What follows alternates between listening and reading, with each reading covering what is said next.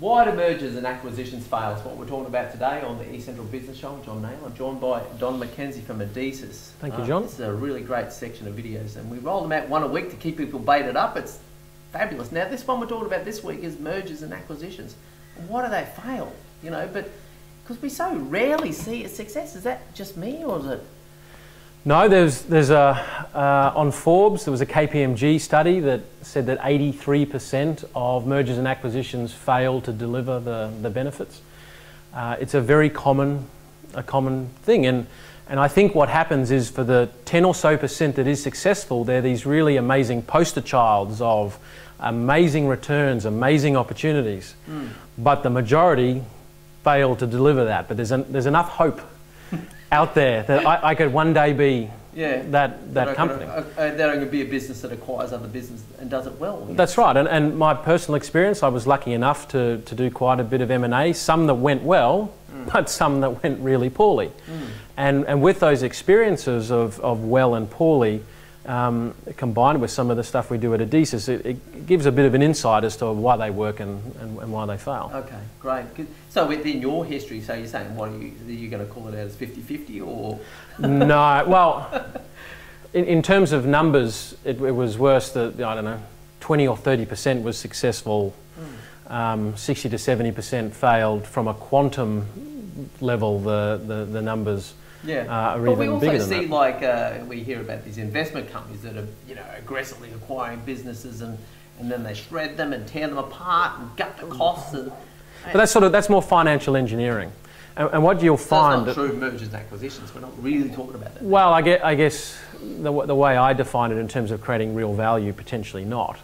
But when we work with investors to help them with due diligence and post-investment acceleration of their investment, it's getting them to understand that whatever you're buying or merging with or acquiring, it will be a success for you if it identifies problems and resolves it really quickly, and identifies opportunities and capitalizes on them faster than the competitors.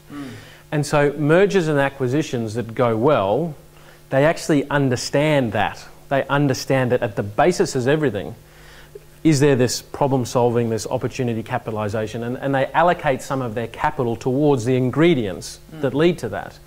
Where we see that it has failed is for a couple of reasons. For a start, the strategy often wasn't as good a strategy as it could have been. And in my case, my big M&A failure, one of the bigger ones, was because the strategy was wrong. I was going after market share, new products, new staff, all of those kinds of things, which from a strategy point of view is often where we go. Yeah, well, you saw that as an easy get in terms of expanding the business and absolutely, but tripling the bottom line sort of thing, yeah? There was a cultural misalignment because the companies didn't have the ability to identify and resolve those problems. So as soon as we took control, we then realised this thing is not solving problems, this is not capitalising on opportunities. And at the time, I didn't have the experience, the skill set or the knowledge to do something about that. Yeah. And so, what you're saying, that was a more mature company or less? Yeah, and so what also happens is that different companies are at a different phase in their life cycle. Yeah. There's a growing phase of the life cycle, and there's an aging phase of the life cycle.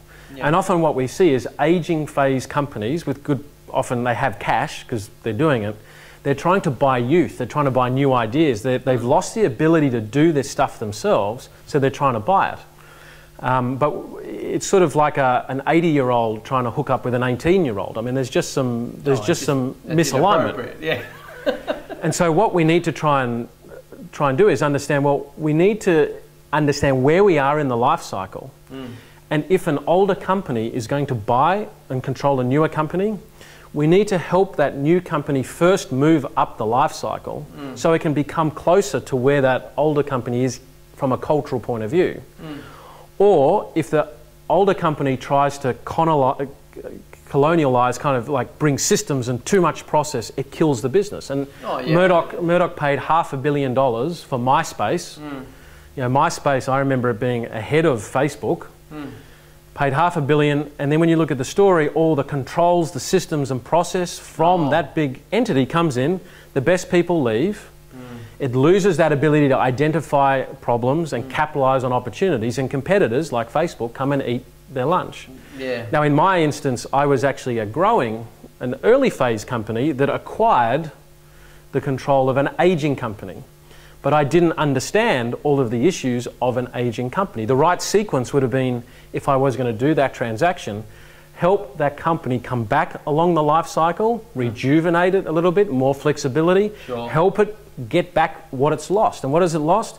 It's lost the ability to identify problems and capitalize and resolve them and capitalize on opportunities. Because if it still had that, it would be doing it and it wouldn't be available for sale. Yeah, sure. I mean, the one that comes to mind for mine is that kiss of death that Telstra had the reputation for. I mean, very mature, very large company, gets involved in startups and tech companies. And it's a company in the aging phase with a lot of systems and controls and whatever else that, okay, good strategy probably.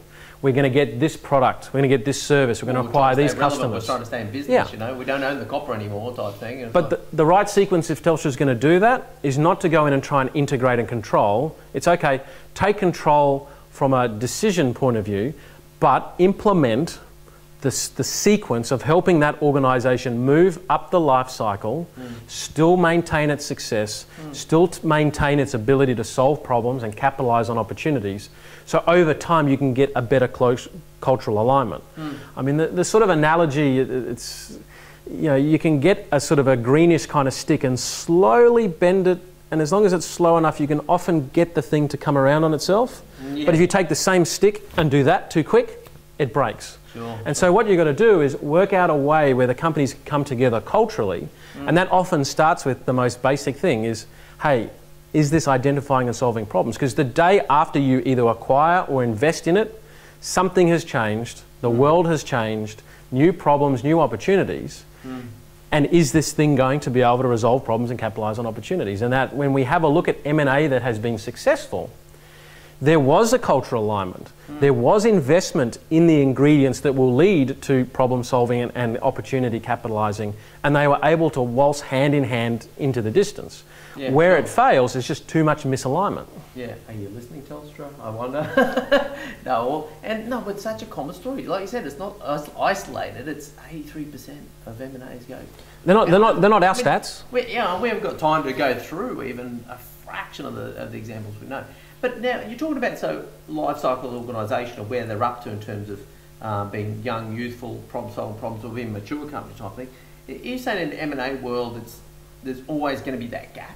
That's sort of what you're suggesting. There's always going to be a gap in culture. Well, what we find is where they fail, there's always that gap. There doesn't have to be that gap.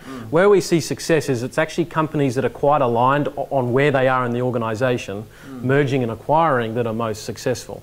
When sort of a youngish company is buying either younger company, there's cultural alignment, or a young company is buying a slightly older or a slightly older, that's when we get that. But understanding the life cycle, because what's normal and what's abnormal depends on where you are in the life cycle.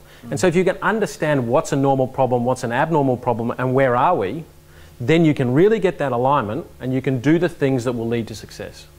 Okay, fair enough. Well, food for thought there, folks. Now, anyway, look, we've run out of time here, but now how do people find out more about Adizes and the various methodologies and practices you have? Sure, quite simply, Adizes, ADIZES.com. There's a website there with lots of information and tools and tests and those kinds of things. I'm the local person here to help and keen to help anybody in the Asia Pacific region. Okay, so via the website they can find their way to you. Sure. Okay, John McKenzie, fabulous information. Okay, and that's another episode done at the eCentral Business Show. I'm John Nayler.